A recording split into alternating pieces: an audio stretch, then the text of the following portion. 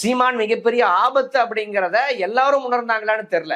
பலர் கூட ஏங்க அவன்லாம் ஒரு ஆளாங்க, அவனை பெரிய ஆளாக்கி விடுறதே நீங்க தாங்க, அவனை ஏங்க எதிர்க்கிறீங்கன்னு இன்னும் கேட்கக்கூடிய தோழர்கள் இருக்காங்க. தேவையில்லாம எங்க பேசிட்டு இருக்கீங்க? நம்ம பேசி அவன் விளம்பரமாகல, நம்ம பேசியும் வளரல. அவனை வளர்த்து விடணும்னு பார்ப்பனை எப்போதே முடிவு செஞ்சிருச்சு. நீங்க ஒண்ணு இல்லைங்க, ராமகிருஷ்ணன் இருக்காரு, மணியன் இருக்காரு, அதே போல தமிழினத்திற்காக பல ஆண்டுகள் உழைத்த தலைவர்கள் இருக்காங்க. அவங்க பேசினாவோ பிரஸ் மீட் கொடுத்தாவோ போராடினாவோ எப்பா ஸ்க்ராலிங்ல செய்தி ஏதோ வருதான்னு பாருங்கன்னு நம்ம தேடக்கூடிய நேரத்தில் இருக்கோம். ஆனா சீமான் 1 மணி நேரம் நின்று பொய் பேசினாலும் அது எல்லா சேனல் லைவ் ஸ்ட்ரீம் போகுது.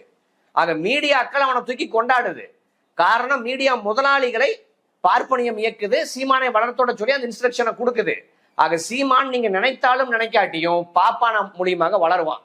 நாம் செய்ய வேண்டியது சீமான் அவனே தோத்துருவான்ப்பா அப்படின்னு பொறுப்பை நாம கையில் எடுக்காம தட்டி கழித்து கொண்டு இருந்தோம்னா இந்த 15 ஆண்டுகள் வீணானது போல இன்னும் வீணாகும் அப்படின்னு தான் பார்க்க வேண்டியது இருக்கு. உடனடியாக நாம் செய்ய வேண்டியது சீமானை டெடிகேட்டடாக தொடர்ச்சியாக எதிர்த்து அவனை அரசியல் ரீதியாக அழிப்பதுதான் தீர்வே ஒழிய, சீமான்லாம் ஒரு ஆளாங்க, பெரியார் அந்த காலத்திலிருந்து யாருமே எதிர்க்கலையான்னு பழங்கதைகளை பேசிட்டு இருந்தீங்கன்னா இன்னும் விபரீதமான புள்ளிக்கு தமிழக வரலாறானது போகுங்கிறத நான் எச்சரிக்கையாவே சொல்றேன்.